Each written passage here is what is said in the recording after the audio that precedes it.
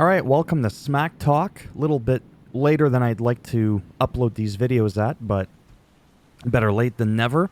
Hope you're all doing well, and as always, there's a link down below in the description box if you want to check this out on your own and to credit WWE for putting this together. So this was a really fun SmackDown for me. Triple H opened up the show, but before that we had a recap of what happened at the WrestleMania 40 XL press event. Basically, Roman says that he wants to face The Rock, and they're bound by blood. They show the family tree and all that kind of stuff. You can watch the snippets right on the website anyways. You don't have to hear me rambling on about it. And then Cody went on to say, hey man, I won the Rumble. I get to pick who I want to face. And if Roman's, uncles or ancestors and all that were looking down right now, they would be ashamed. And then The Rock took offense to that because it's the same family, slapped Cody in the mouth, blah, blah, blah. Called everybody Cody crybabies or whatever. I think he's going heel. I don't know. But it was really, really interesting, and to put a twist on things because it is official. Cody is facing Roman Reigns at Mania. Who's going to face The Rock? What's going to be his role in there? I don't know. Anything could happen. So Triple H, Nick Aldis, and Adam Pearce opened up the show. Nick says that a series of matches will determine who's going to be in the Elimination Chamber, and then whoever wins the Chamber, which I believe happens in Australia, which is really cool, will go on to face Seth Rollins at Mania. So that is going to be interesting. And then Drew came out talking about winning the Chamber and wanting to have his moment, which I think he deserves. But there's other people I think deserve it as well. Let's move on really quick. So that was that right there with James Bond. Drew. Oh, I was going to say, wait, what? I am so half asleep here. Oh, yeah. That's right. I almost forgot. Good thing I take the notes, right? Elimination Chamber qualifier match. AJ versus Drew, but we had LA Knight on commentary. See? Good thing I have to note because now I remember the whole segment. And it was just a lot of fun for me because I really like LA Knight. I find he's really comfortable doing commentary now. Remember in the beginning, he was a little bit rusty when they gave him that opportunity to showcase what he can say on commentary. He was good on the promos, but the commentary was a bit lackluster. And I think it's a big step up now. And there was some distractions. They were wrestling. Somebody got thrown into LA Knight. He goes, hey, what's going on? Which was kind of silly for a face move to do that, to get on the ring and be like, hey, what's going on there? Because you're causing a distraction, and the Claymore, and then boom, AJ loses. So just even furthermore is AJ going to feel like he's getting screwed over by LA Knight, and that's not at all the case. I still don't know what's going on with his attitude there. But, whatever. It is what it is. Oh, I got something to say about this in a second. Backstage, Sammy was talking about, his match with Randy Orton for the qualifier, saying that the path to get there is not easy. He's got to get through Orton. It was believable because it sounded like a person that has the confidence. He knows. Can't talk. He knows that he's very capable inside of the ring. But he's leaving it to I could potentially not win this thing. I got to go through Orton, 14-time champion, or 13, I forget. He's almost to 15 or almost to 14. Whatever. He's won over a dozen times. And essentially was just like, you know what? Nothing is guaranteed. I'm not promised to go here off to Mania. And I really appreciate that because it's really rare to hear a superstar say that. It's always like, this Sunday, I will win, and when I do, shut the fuck up. It's overdone. So that little chat backstage for me was really neat. Had a vignette promo with Pretty Deadly, and as always, I just find them entertaining. Comfortable on the mic. I enjoyed it. Simple as that. Bianca versus Michin. This was a nice match. I appreciate that we get to see her more now on TV. And Wade Barrett said that Michin's just not on the level of Bianca. Now, that's true, but only from a scripting perspective. Because when it comes to in-ring ability, in my opinion, she's very, very capable. And I would personally like to see her get a little push, which I guess she kind of is, because now she's getting more airtime. Because for the longest time, truth be told, I've only ever seen her wrestle a couple of times, a handful of times, really. I don't even know if she's from NXT. I mean, I know that she's with the OC, the Good Brothers, and AJ Styles, or at least they used to. They have a lot of history together. All I'm saying is I like her a lot. Bianca was like her a lot, don't get me wrong, but it was predictable. And for me, I don't like the predictability. I would have liked to, oh, wow, Mishin actually won. Doesn't mean she's got to win the bloody title, right? Because this was a qualifying match again for the Elimination Chamber for the women's title. It would have been a nice little boost, because we all know what Bianca's capable of doing, again, for real, and then from a scripting perspective, which is beyond her control. Now, this was probably most definitely the in-ring, no-action highlight of the night. I'll talk about that in a moment. Triple H backstage met up with Braun Breaker. Braun Breaker was like, look, man, do you have any advice for me? I don't know if I should pick SmackDown or Raw. Just have no idea. And then Paul Heyman came in and actually didn't really do much, but then Triple H said, can you give us a moment? So then Braun left.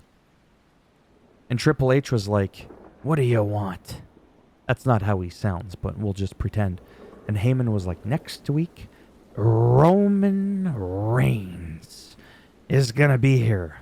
Oh, and The Rock. I think he's gone heel. Anyhow, Bayley came out alone, same music, did not call the crowd idiots. She pandered to them and said, you know what, I appreciate that. It looks like a lot of you have stayed on my side, blah, blah, blah. It was just a heartfelt moment. It was really nice. I really appreciate it. That's the Bayley I remember and me liking. I don't like her heel persona and how she chit-chats. And then the rest of, I don't even know what you call them. Is it Damage Control? I don't know. Yeah, I guess it is. Dakota Kai helped Bayley fend off Damage Control. And I don't want to be that guy, but I'm gonna say it. I'm just gonna say it. First, it looked like she was gonna attack her from behind, and that's what I think people thought. But she ran and she swiped at Damage Control with the chair. It's kind of fitting. The 3 Japanese girls on one team, the 2 white chicks on the other team. I'm just saying, you know what I mean? Like, we couldn't have had it so that she turns on her, but it's Io Sky that's like, no. Or, I mean, I guess that would ruin their match. Or I don't know. I'm not even sure what I'm saying makes a lot of sense. It's just the feeling I had at the moment. It was just too, like, cliche for me. Now, when you think about... Oh, my goodness. Kyrie.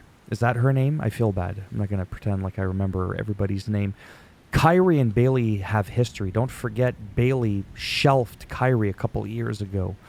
So I can understand her hatred for Bayley. That makes a lot of sense. And then the whole Asuka, it's still kind of weird, she's in Damage Control, whatever. Kabuki Warriors obviously makes a lot of sense. Io Sky. I don't know. This is why I'm not a part of the creative. They could have still had it where she turns on her. Or maybe at Mania, she turns on her, post-match after Bayley wins, but then Io Sky comes to the wrestling. I don't know. Just something that's not predictable. This, I have to admit, was only half predictable. But I really enjoyed this, was my point. This segment was nice.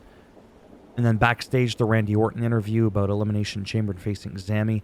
It was nice because, again, he wasn't overly cocky.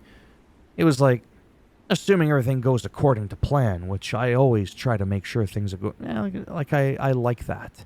He didn't get all like, when I plow through Sami Zayn like he's a pipsqueak, is what I mean. And again, I appreciate that. And then there was a vignette promo with Bobby, B-Fab, and the Street Profit. And it's cool. It's cool. It's like the whole, the good fellas there. They're all in their suits. Or it's like that whole, what was that quote from Tony Montana?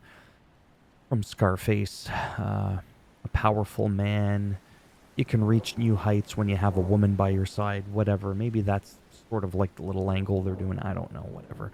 I just think it's cool. Got to hear BFAB chat for a couple seconds. Like I said, I really want that whole... I mean, they used to be called the Hurt Business, but that was more with MVP and Omos, and Omos was at the Rumble. I just don't understand. They could really go big with this and have this big faction. I think it would be really cool. But either way, Pete Dunne and Tyler Bate defeated DIY. I thought DIY was going to win, but whatever, for the right to challenge the Judgment Day at Elimination Chamber. As always, this is insane. Like Tyler Bate at one point, he did like the whole Cesaro swing thing, if you remember that, and he had somebody on his back on top of that while swinging the other person. I forget who was who, but whatever. That's not the point. And then backstage we had Byron Saxton, which I like, chatting with Dirty Dom Dom. KO came out and was like, you know what, next week we're fighting for the qualifier match. And R-Truth comes out and is like, hey, Miz, shouldn't you be on Raw? And I was like, it's just a little goofy, quick little moment. And I appreciate R-Truth so much coming out. I really, really need that. And then we had backstage Nick and Adam. They were chit-chatting. They were getting along. Logan Paul comes out wondering why he has to qualify. He's like, have you seen me? Have you seen my resume? What do I need to qualify for? And then he's told that next week he's facing The Miz on SmackDown. Why did Truth think Miz should be on Raw? Wow, maybe I need to go back to bed. Orton and Zayn, typical great brawling wrestling match. Orton wins, moves to the chamber. Drew faced Orton in the ring. I don't know why this is there down here. That's kind of weird. Pete Dunne and Tyler Bate. Whatever. Yeah, so to me, this was a great match. So was the other one with Pete Dunne, and I really liked the Mishin match. It really wasn't that many matches. I mean, don't forget, SmackDown is a smaller show. There's an entire hour less than on Raw. I just like it for what it is, like I said. Every week, there's a show. There's some good stuff, some bad stuff, some questionable stuff. I just roll with it. I enjoy it for what it is. And I'm not saying it's free of criticism. And I just roll with it, really. It is what it is. I'm very, very excited to see Elimination Chamber and then Mania, and just to kind of see how, how some of these stories transpire, like the whole Bailey Dakota thing. Is Mishin going to get pushed a little bit more? Just all that kind of stuff. Is Drew going to win and then Damian Priest cashes in? I don't know. Then Punk comes in 4 months later and takes it all. Who knows what's going to happen? The thing I'm most interested to see is now moving forward is the Bailey angle with Dakota, as well as what The Rock's role is going to be long term of the short term, if that makes any sense. I'm really just excited to just see how that whole thing shapes up. As simple as that. As always, a thumbs up. Tell me my camera's not glitched. A thumbs up as always if you liked the video. Thumbs down if you didn't like it. Bend it in half, twist it. Solo Sokoa Samoan spike in the rectum, and then you get an RKO out of nowhere at the same time. Backwards.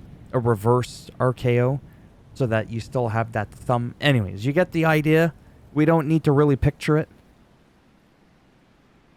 If you want to subscribe, exactly. Naturally, that would be great, but if not, I totally understand. Thanks for stopping by, and if I'm lucky, maybe I'll see some of you in the next one. Bye for now.